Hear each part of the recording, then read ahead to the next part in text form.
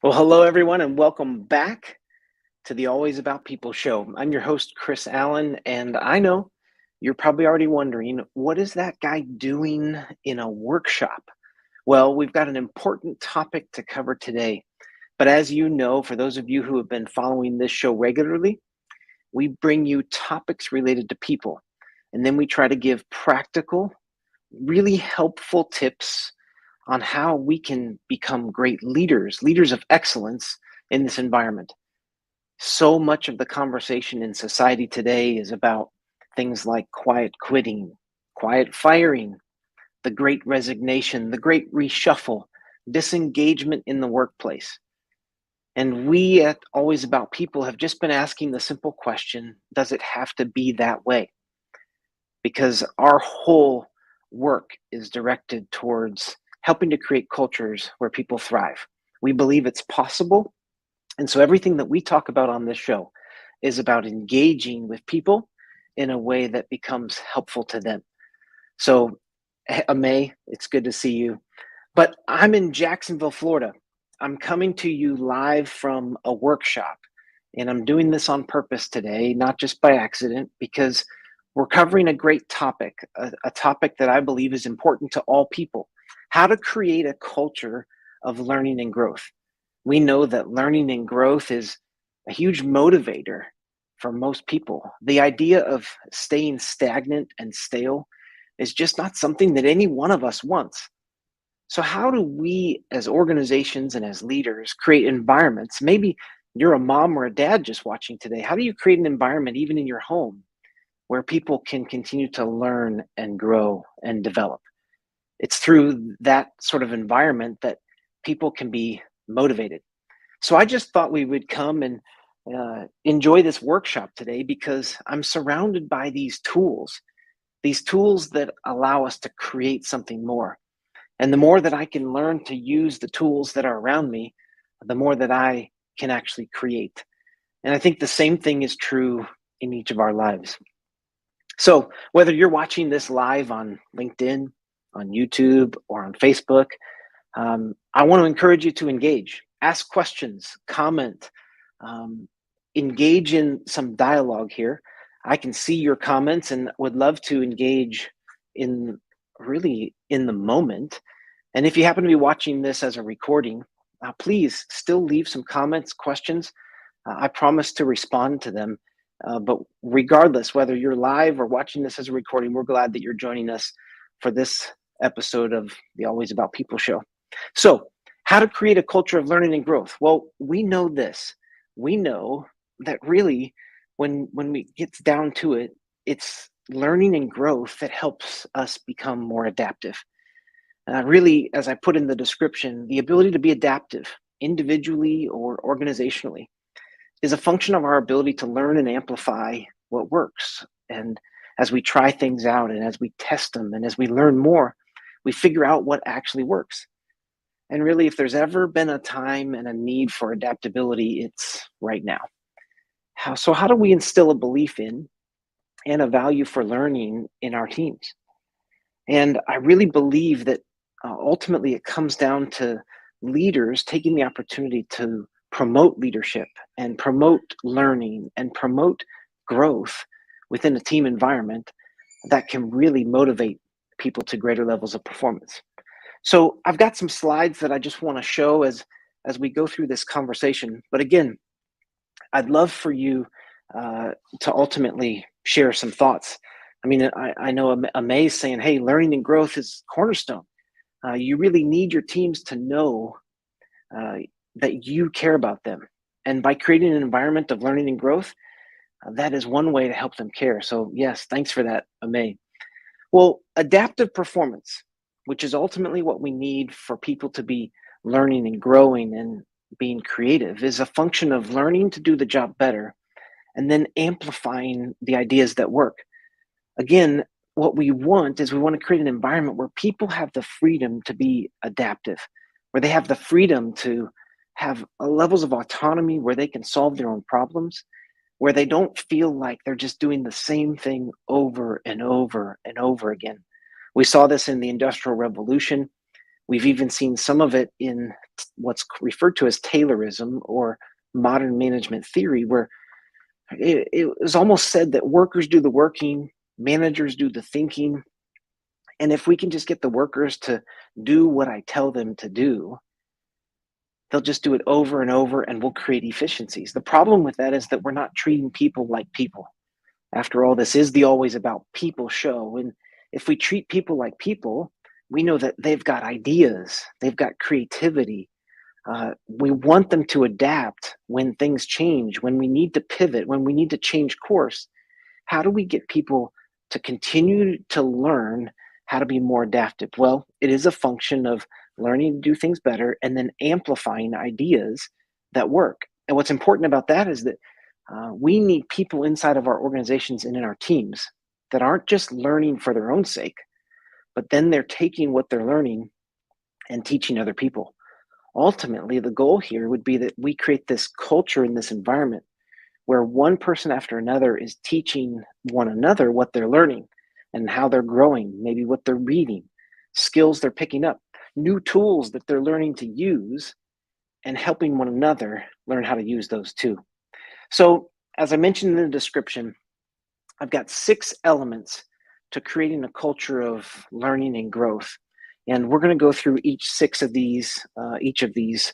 And I've realized that if I can create a few points, if I can create an outline, people seem to appreciate it. And what I want to say is this is not an exhaustive list by any means.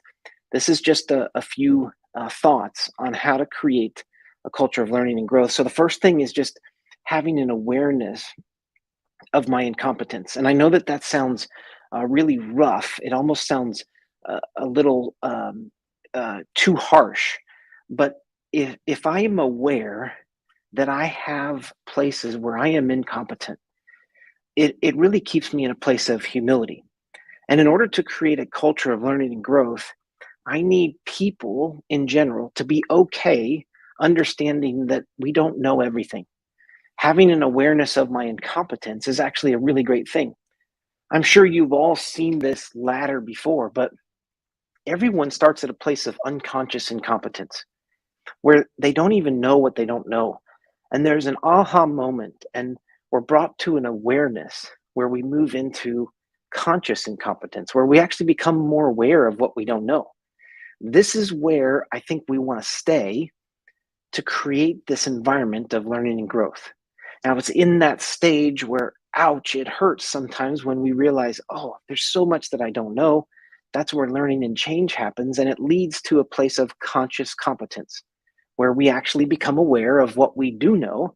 And ultimately, it moves us to a place in our growth, in our learning of mastery, where things become second nature to us. And so, having an awareness of our incompetence is to just simply say, how do I remain in this place of humility? How do I remain in this place where I can learn from the people around me? Or even if somebody on my team has less experience in one area, maybe less experience in the business, it doesn't mean that I can't learn from them.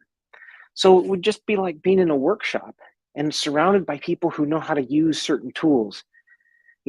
When I think about contractors who come to my house and help fix things, um, I could spend a day learning how to fix something and watching YouTube videos and everything else. But it's amazing that when you call a master technician or just a master contractor, they have the right tools, they've done it before, they know how to do it, and they can come in and fix something rather quickly that it would take a lot of us a lot of time. So, how do I then learn from those people? Because again, adaptability is a function of learning to do the job more effectively or better, and then amplifying ideas. How can I learn from those around me? So, regardless of your team or your environment, how do you remain in this place of incompetence where I'm always eager to learn from somebody? I can learn something from anybody, regardless of their age, their experience, what they look like. I mean, again, I want to be constantly learning. And so, to create a culture of learning and growth, remain in this place of incompetence. All right. Second thing is mindset. Mindset is so important, is such an important element to creating a culture of learning and growth. And ultimately, what I'm talking about with mindset is something that Carol DeWick has done a bunch of research on related to two mindsets. She refers to it as the fixed mindset versus the growth mindset. The fixed mindset, the simplest way to explain it is that um, your intelligence and your knowledge is static, and you kind of came into the world with it, you have it, and it cannot be expanded. And it really ultimately leads to a desire uh, to to look smart, to fake it, and ultimately a tendency to um, avoid challenges, uh, avoid risks, give up when things get challenging or when obstacles come in. Um, you see effort as kind of fruitless. And so, why would I give much effort? I ignore any useful feedback or constructive criticism. And I really feel threatened by the success of other people. And that leads us to this fixed mindset where I don't grow. Again, if I remain in this place of incompetence, I want to continually learn. And how do I do that? I do that with a growth mindset, which says intelligence and knowledge can actually be developed. And it leads to a desire to learn, and therefore a tendency to say, I embrace challenges. I really I persist and I push through when obstacles come my way. I see effort as really the path to becoming better at something. And so if I give more effort, I become better.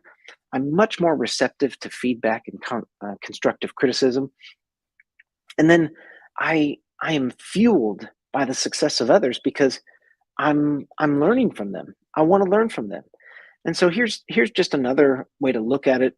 Um, Again, I can't take credit for this graphic, but the growth mindset says that failure is an opportunity to grow. I can learn to do anything I want. Challenges help me to grow. My effort and attitude determine my abilities. Feedback is constructive, and I look forward to it. I'm inspired by the success of others, and I like to try new things. It really takes a level of courage to have a growth mindset. So, again, remain in a place of incompetence and then maintain a growth mindset that says, hey, regardless of where I am today, I can actually learn. I can fail forward and I can learn from those mistakes. And so here's number three. The third element is this idea of feedback. And if you're like most people, you hear the word feedback and you immediately think, oh no, feedback is bad. And that is because of this one fact, that if I were to ask you, when does feedback feel bad versus when does feedback feel great? Most people would share stories of feedback coming from somebody in your past. Maybe it was a former boss or manager or other leader. Maybe it was a parent. Doesn't matter who it was. But when it feels bad is when it feels like it's coming at you, that it's destructive to your growth. And when the feedback feels great, it's when you really know that somebody is for you, that they want to help you. So really simply what I would say is when feedback is good, it's when you understand the positive intent of the person who's giving the feedback. When feedback feels really bad is when you question the intent. So let's make this practical. If you receive feedback from a boss and it feels really bad, there's a possibility that what's really going on is that you're questioning the intent. Is the intent to actually help me and care for me? Or is the intent to make yourself look better? Is the intent to somehow give yourself more authority, to get a level up on me, to exert your authority over me? If that's where the feedback is coming from, that's the place it's coming from, I question your intent and the feedback will not be received well. On the flip side, if I believe that your intent is for my good, if I believe that your intent is coming from a place of care, where you care about me as a person and you want me to get better, then the culture that you've created on this team is one where I accept your feedback because I know you care about me. So I have a friend who basically just said, think of feedback like a gift, a good intentioned feedback technique. And if the feedback is coming from a place of good intent, it will be received by the individual so much more effectively and will ultimately lead to learning and growth. All right. So we've talked about keeping an awareness of incompetence, the need for a growth mindset, the importance of feedback and where it's coming from and the intent. And then the fourth element is this concept of flow. In order to keep a culture of learning and growth, I think we need to understand this concept of flow. And an incredible Hungarian psychologist that I cannot pronounce his name, but Mihaly was his first name, developed this concept of flow. And here's how I would sum it up. This is his quote, but flow is being completely involved in an activity for its own sake. Time flies. Every action, movement, and thought follows inevitably from the previous one, like playing jazz. And so, this idea of flow is for each one of us, we have things we do where we're just in the flow, where it just comes natural. But we can't stay there because if we stayed there, it would actually lead to boredom. This is sort of just a really simple graph of the definition of flow. You'll see on the left side that you move from low to high challenges, and then skills across the bottom from low to high skills. And there's this sweet spot where your skill level is matched to your challenge level. However, if your challenge level isn't high enough and your skill level is really high, it leads to boredom. And so, in order to create a culture of learning and growth, we have to continue to push people into new levels of challenge as they develop skills. As I learn how to use the tools in my workshop, I need higher levels of challenge in the workplace that ultimately lead me to a level of excitement and motivation in my work. However, if I push people into too great of challenges, I actually push them into a place of anxiety, which isn't good either. So if I'm too far out of the range, it leads individuals to a place of boredom. And if I'm challenging people too far, it leads to a place of anxiety. So if I take Mahali's suggestion, I want to be constantly aware of the skill level of the people on my teams and the challenges that I'm actually giving them to accomplish, or the challenge level at which they're working. And through constant conversations, continual conversations, I want to be assessing skill level and challenge level at all times. I want to be assessing the environment and the culture of my team to make sure that with all the different members of my team who might have different skill levels and challenge levels, am I actually applying the right level of challenge to the skills that they've developed? And in order to create the culture of learning and growth, I want to continue to monitor that. And I want to continue to challenge each individual into new levels of understanding, new aha moments, new learning and growth. All right, awareness of incompetence, a growth mindset, good intention feedback, understanding the concept of flow. Number 5, I want to encourage intentional practice and the idea of remaining gritty.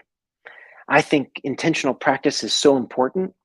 We can learn from a number of very skilled athletes, whether you look at, people like Roger Federer, you look at Tiger Woods, you look at any Olympic athlete, what you'll discover is that they have put so much time into practicing. And practicing is not necessarily fun, it involves grit. So here's my best image to leave you with about grits, but remain gritty. That even through these times of learning and growth, Sometimes it's going to be two steps forward, one step back. It's going to involve persistence and grit. And that really is the idea of a growth mindset. How do we remain gritty? Grit is the ability to persist in something you feel passionate about and persevere when you face obstacles. Research indicates that the ability to be gritty is an essential component of success, independent of and beyond what talent and intelligence contribute. So, how do we remain gritty and create an environment of grit within our teams so that everybody can learn and grow and be challenged? All right. And the last one, number 6, reframe failure. Reframe failure. Here's what I mean by that. I think all too often within team environments, we're too easy on people, and we're afraid to let people fail. This could be parenting 101, could be in the workplace. For most leaders, the idea of giving somebody responsibility and accountability means I have to trust that they're going to do it well. The hardest thing as a leader is to give up something that you know can be done pretty quickly, fairly well, and is within your areas of competence, and give it over to somebody that you just don't really know what the result is going to look like. The problem is, unless you're willing to let people fail, nobody will grow, nobody will learn. And so I think an essential element to creating a culture of learning and growth is that you would trust somebody, that you would ultimately give them the opportunity to fail. This is Sarah Blakely. She's the founder of Spanx. And she tells the story of her father at dinner table each night would ask her and her brother one simple question. What did you fail at? And he would say, today. I would ask you, hey, let's just start in a simple place. What did you fail at this week? And if we can't identify a place where we failed, we're not taking chances. And I would ask you, if you're a leader, where is a place that you allowed somebody to fail this week? And if you can't figure out that place or that time, I want to encourage you, how can you let somebody have an opportunity where, you know what, they might fail? That doesn't mean you reduce the expectation. That doesn't mean you expect somebody to do something as well as you. But again, in order to see growth and learning out of people, you might have to actually let them fail. So let's go back to our 6 elements. A few thoughts. Number 1, awareness of incompetence. How do I keep in this place of humility where I understand there's so much more I need to learn? Mindset. How do I encourage an environment of growth mindset where it is not fixed? Our intelligence, our skill level is not fixed, and it will require that we continue to pursue and persevere even in our learning. Number 3, feedback. How do I create an environment of good intentioned feedback where people can grow? Number 4, flow. How do I understand the unique skill levels and challenge levels of every person on my team so that I'm challenging them appropriately so that they don't get into a place of boredom and they don't also get into a place of high anxiety? Number 5, how do I encourage intentional practice and grit? We are going to push through. And then number 6, how do I create a culture where we're reframing failure? That failure is not a setback, but failure is just a part of learning. It's a part of growth. And we just, hey, there's going to be times where you fail, where you fail. So Joelle just mentioned, I think that you also have to know what authority you have in your role. And I believe that that's absolutely true. I believe you have to be operating in your role at the appropriate authority level. But even in an individual contributor role, if you're committed to your own learning and growth, I think that will at least keep you motivated in your role. And as you're learning and growing, hopefully you receive new levels of authority. But I would say this too, Joel, maybe this is what you meant, but you can't give away authority in something, or you can't allow people to fail if you don't have the authority yourself. So you can only give away what you have the authority to give away. But anyway, that's it. Thank you for the question. Thank you for the comment. I appreciate it. So again, just let's go back to this. The 6 elements to creating a culture of learning and growth: awareness of incompetence, a growth mindset, understanding the intent of feedback, keeping and understanding flow, understanding the skill level and challenge level of each individual on my team, intentional practice, encouraging grit in the team, and then reframing failure as a leader, as a parent, whatever role you may play. I think that that's vital. So again, the purpose of today's show, talk about how to create a culture of learning and growth. We know that this is so important in our environment today. Really, we need highly adaptable people, people who can adapt to working from home, working in hybrid environments, working with new technologies, working across multiple generations, working from home and then back to the office, and being able to set up effective workplaces everywhere you go. And so, again, I just want to encourage you, whether you're a leader in the marketplace, whether you're a leader at home, a leader in your community, or maybe just a member of the team, how do you create a culture around you for learning and growth? Well, again, just one last reminder: remain in a place where I am aware of my incompetence. I have so much more to learn. Remain in this place of a growth mindset where it's not fixed. I can grow. Understanding the impact and the importance of feedback when done well intentioned. Understanding flow, skill levels and challenge levels of the people around me. Practice, practice, practice, and remaining gritty.